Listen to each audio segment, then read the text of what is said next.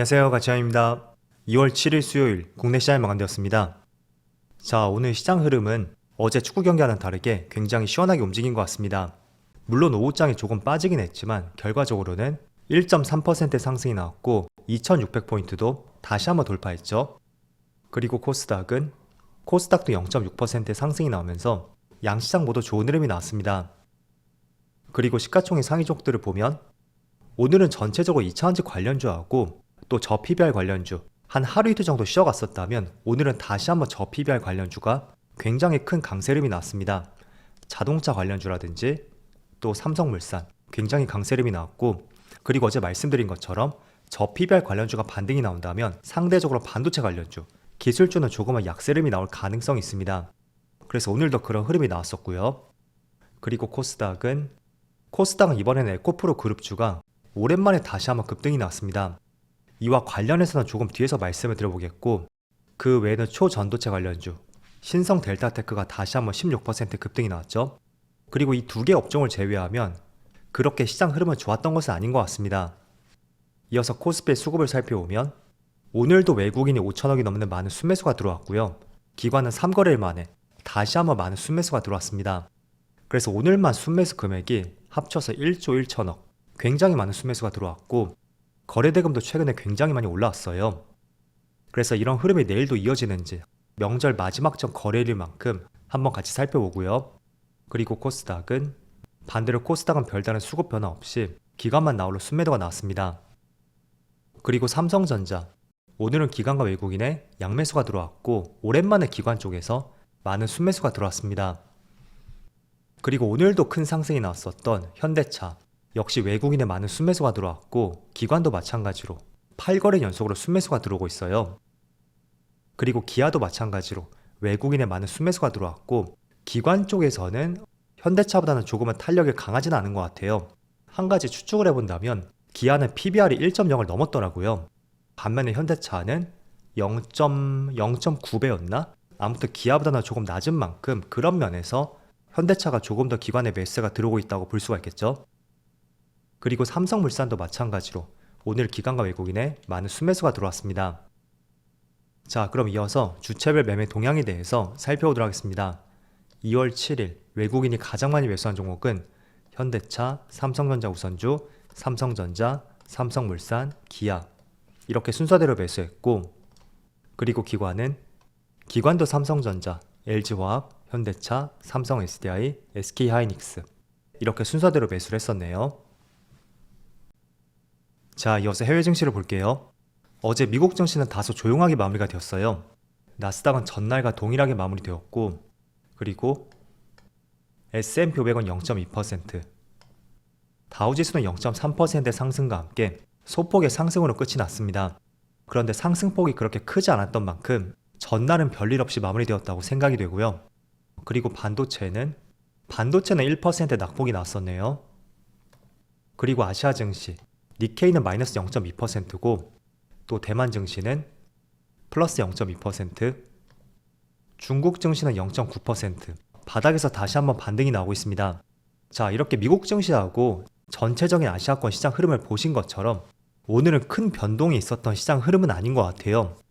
다만 지금 촬영 시점이 1시 반이거든요. 그런데 코스피의 위치를 보면 지금 1%의 상승이 나오고 있고 이것도 장중에 낙폭이 조금 크게 나왔죠. 그럼에도 불구하고 1%의 상승이 나오고 있고 최근에 핫한 키워드가 되고 있는 저PBR 관련주 이쪽에 다시 한번 강한 상승이 나오면서 글로벌 시장보다는 조금 더 좋은 흐름이 나오고 있는 하나의 이유가 되는 것 같습니다. 우선은 저PBR 관련주에 대해서 제가 종목들을 선별하는 방법을 말씀드릴게요. 며칠 전에 조건 검색을 말씀드렸었는데 거기에 기능을 한 개 더 추가를 할 거거든요. 그거는 조금 뒤에서 말씀을 드려보고, 자, 우선은 그 전에 오늘 오랜만에 2차전지 관련주, 특히 에코프로 그룹주의 급등이 나오고 있습니다. 일단 에코프로는 몇 가지 이슈가 있었어요. 자, 오늘 나온 기사를 보면 에코프로가 5대1로 액면 분할을 할 것이고 또 에코프로 BM은 코스피로 이전 상장을 할 것이다, 이런 기사가 나왔습니다.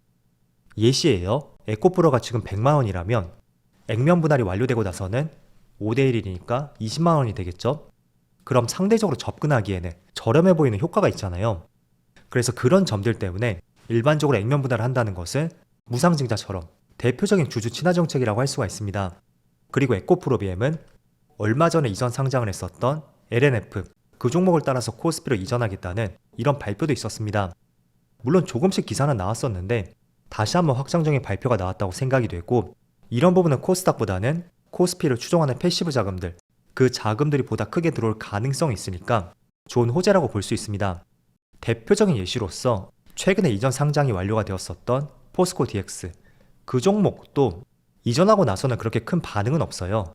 하지만 그 전에 기대감으로 주가에 꽤나 큰 상승이 나왔던 만큼 그 점도 한번 참조를 해보시고요. 또 어제 밤에는 실적이 나왔었죠. 일단 에코프로는 영업이익이 2,900억이 나왔고 작년에 비해서는 전체 영업이익이 52%나 급감을 했습니다. 그래서 에코프로의 영업이익을 보시면 22년 대비 50%가 넘게 급감을 했었고, 또 에코프로비엠은 거의 60% 가까이 크게 영업이익이 줄어들었습니다. 에코프로 머티리얼즈도 마찬가지죠. 자, 그렇지만 오늘의 주가 흐름을 보면 실적에는 크게 연관이 없다는 듯이 에코프로 그룹주의 주가에 큰 급등이 나오고 있어요. 일단은 몇 가지로 내용을 정리해 볼 수가 있는데, 첫 번째는 부진한 실적에 대해서는 이미 많은 언론사를 통해서 우리가 어느 정도 예상을 할 수가 있었단 말이에요. 자, 그것 때문에 주가를 지금 보시는 것처럼 최근에 많은 주가의 가격 하락이 나왔던 만큼 충분히 실적적인 면은 주가에 반영이 되었을 것이다, 그렇게 이해를 해볼 수가 있고, 그렇다는 것은 실적이 얼마가 나오던 간에 악재 해소 측면에서 이제는 그런 부분을 털어냈으니까 조금 전에 말씀드렸었던 코스피 이전 상장이라든지 또는 액면 분할, 그 부분에 시장이 조금 더 포커스를 맞췄던 것 같습니다. 자, 그래서 부진한 실적에 대해서는 저는 충분히 털어냈다고 생각이 되고, 다만 지금 좋은 재료가 있다고 해도 일봉상으로 주가 흐름을 보세요. 이렇게 강하게 상승이 나온다고 해도 수많은 매물들, 그게 언제든지 주가의 발목을 잡을 수 있는 굉장히 좋지 않은 주가의 위치입니다. 자, 그래서 드리고 싶은 말씀은 일단은 실적 부분은 지났기 때문에 그 부분은 말씀드리지 않을게요. 다만 오늘 좋은 기사가 나왔죠. 액면 분할을 할 것이고 이전 상장을 할 것이다. 단순히 이런 내용 때문에 지급을 한다는 것은 저는 조금은 위험한 선택이 될 수도 있다, 이 점을 말씀드리고 싶습니다. 어쨌든 주주 친화 정책을 한다는 것은 어찌 본다면 업황과는 아무런 관련이 없잖아요. 그래서 가장 주가에 좋은 흐름이 나오는 것은 첫 번째로 업황이 개선되었을 때 그때가 본격적인 주가의 상승이 나올 수 있는 가장 좋은 재료와 모멘텀이다, 저는 그렇게 생각하고 있습니다. 그래서 그런 것들을 생각해보면 아직까지는 업황이 돌아서지 않았단 말이죠. 그래서 액면 분할을 하던 코스피로 이전을 하던 그렇게 큰 효과를 내기에는 개인적으로 머릿속에 물음표가 생기고요. 그리고 그거를 조금은 참조해보려면 얼마 전에 포스코 DX가 이전 상장을 했었죠. 그리고 에코프로비엠과 마찬가지로 같은 양극재 기업 LNF도 이전 상장을 했어요. 하지만 포스코 DX는 굉장히 주가에 큰 상승이 나왔다면 LNF는 이전 상장을 하던 말던 2차전지 업황의 주가 흐름과 비슷하게 계속 내림세를 이어갔습니다. 그래서 그런 것들을 한번 고려해 본다면 아무리 사측에서 좋은 주주 친화 정책을 한다고 해도 그게 업황이 돌아서지 않았다면 큰 약발이 먹히진 않을 것이다, 이 점만 꼭 기억을 해보시면 좋을 것 같습니다. 그래서 첫째도 업황이고 둘째도 업황이다, 그 점만 꼭 기억을 해보세요. 자, 그럼 예시로 업황이 지금 최근에 돌아선 기업들, 업종이라고 해야 되겠죠? 그 업종은 어디가 있을까요? 제가 꾸준히 말씀드리고 있는 반도체 업종, 그게 가장 대표적인 예시라고 할 수가 있잖아요. D램과 메모리 반도체 가격이 작년 말부터 플러스로 돌아섰고, 또 SK 하이닉스라든지 삼성전자 실적도 확연하게 돌아서고 있는 것을 우리가 실적을 통해서 알 수가 있습니다. 그래서 그런 점들을 봤을 때는 업황이 돌아서고 있는 대표적인 업종이다, 그렇게 정리를 해볼 수가 있을 거예요. 자, 그래도 어찌됐던 간에 바닥에서 조금은 크게 반등이 나온다는 것은 이걸 나쁘다고는 볼 수는 없겠죠. 그래서 앞으로도 좋은 흐름이 나올 수 있는지 같이 한번 살펴보자고 말씀드리겠습니다.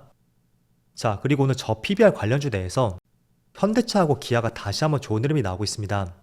일단은 오늘 무디스에서 신용등급이 상승이 되었다는 이런 좋은 기사도 있지만, 저는 가장 큰 이유가 계속 말씀드리지만 첫 번째는 저 PBR 관련주였고, 또 두 번째는 저 PBR 관련주를 넘어서 실적도 기대를 해볼 수 있는 대표적인 업종이라고 말씀드렸습니다. 자, 그런데 여기 나온 기사를 보면 저 PBR 관련주 내에서도 옥석을 가려야 한다, 이런 기사의 타이틀과 함께 ROE 개선이 기대가 되거나 배당을 꾸준히 늘릴 수 있는 기업들, 그런 기업들을 주목하자는 기사가 있어요. 저도 여기에 굉장히 공감을 하고 있거든요. 자, 그러면 ROE 개선이 기대가 되는 기업들 한번 살펴볼게요. 자, 네이버에 들어와서 이렇게 기업들의 실적을 볼 수가 있을 거예요. 여기 중간에 보면 ROE라고 보이죠? 지금 보는 종목은 현대차예요. 그런데 ROE가 2020년 당시에는 2%에서 6%, 9%, 올해는 예상이 14%까지 점차 증가하는 추세이고 굉장히 높은 ROE를 보여주고 있습니다. 그리고 코스피는 평균 ROE가 5% 정도? 아마 그 정도가 될 거예요. 그래서 그것과 비교를 해서 본다면 얼마나 높은지를 알 수가 있고, 이 ROE라는 것은 자기 자본 이익률이라는 뜻이거든요. 한마디로 A라는 회사가 자본 총액이 1억이라면 여기서 1,000만 원의 단기 순이익을 냈다면 ROE는 10%가 됩니다. 그래서 참조로 말씀드렸고요. 또 최근에 기아를 보면 ROE가 무려 20%를 넘고 있어요. 굉장히 높죠. 그래서 이거를 우리가 한번 검색해 볼 수 있는 게, 저번에도 말씀드렸었던 이 조건 검색, 먼저 이거를 클릭하시고요. 첫 번째로 PBR을 입력해야 되겠죠. 검색을 하고 클릭을 하면 이런 화면이 나오죠. 여기에서 저는 조금 보수적으로 0.7배 이하라고 클릭하면 이렇게 하나가 추가가 되죠. 또 시가총액, 저는 최소한 1조 원 이상을 보겠다 라고 생각한다면 10억, 100억, 1000억, 1조 이렇게 수정을 하고, 또 세 번째로 조금 전 말씀드린 ROE, 이걸 입력하면 이런 화면이 나오죠. 조금 전에 현대차가 10%를 넘었는데 저도 10%를 보겠다 이렇게 가정을 하고 수정을 한 다음에 이 세 개가 완성이 되었죠. PBR은 0.7배 이하, 시가총액은 1조 원 이상, 그리고 ROE는 10% 이상, 이렇게 정리를 하고 검색을 하면 16개 기업이 나와요. 그래서 지금 보시는 기업들을 한번 클릭해 보면서 주가의 움직임을 살펴보세요. 첫 번째로 한화, 신세계, OCI홀딩스, SK가스, 또 밑에 들어가면 금융회사들이 굉장히 많이 보이죠. 하나금융지주, JB금융지주, 우리금융지주 모두 굉장히 주가의 흐름이 좋은 것을 알 수가 있습니다. 자, 그리고 최근에 저 PBR 관련주 내에서 자동차 관련주하고 금융주 또는 보험주들, 이런 종목들의 상승이 가장 크게 나왔었거든요. 그래서 이 금융주들도 클릭해보면 아마 ROE가 굉장히 높을 것입니다. 그래서 ROE는 얼마나 자본 총액 대비 이 회사의 이익률이 얼마나 높은지 그걸 나타내는 척도인 만큼, 지금 자동차 기업들이 대표적으로 높은 ROE를 보여주는 만큼 우리도 그런 기준하에서 한번 종목들을 선별해보자, 이런 취지로서 이와 같은 내용을 말씀드렸습니다. 그래서 한번 참조를 해보시고요. 또 설 연휴 기간 동안에 이 조건 검색 활용해보면서 어떤 기업들이 있고 또 지금의 ROE는 어떻고 실적과 전망도 괜찮은지 그런 것도 꼼꼼히 살펴보면서 한번 종목들을 선별해 보신다면 좋을 것 같습니다. 그리고 이거는 제가 나름대로 설정한 기준이니까 PBR을 0.8로 해도 좋고요. 또 ROE를 7% 이상으로 그렇게 조금은 유동적으로 변경을 해도 충분히 무리가 없다고 말씀드리겠습니다. 자, 그럼 어찌됐던 간에 오후장이 조금은 시장이 밀리긴 했지만 그래도 시장 흐름이 크게 나쁘지는 않은 것 같습니다. 내일도 이런 좋은 흐름이 이어지길 기대해보면서 오늘 영상 마치도록 하겠습니다. 자, 그럼 편안한 저녁 되시고요. 저는 내일 영상에서 다시 찾아뵙도록 하겠습니다. 감사합니다.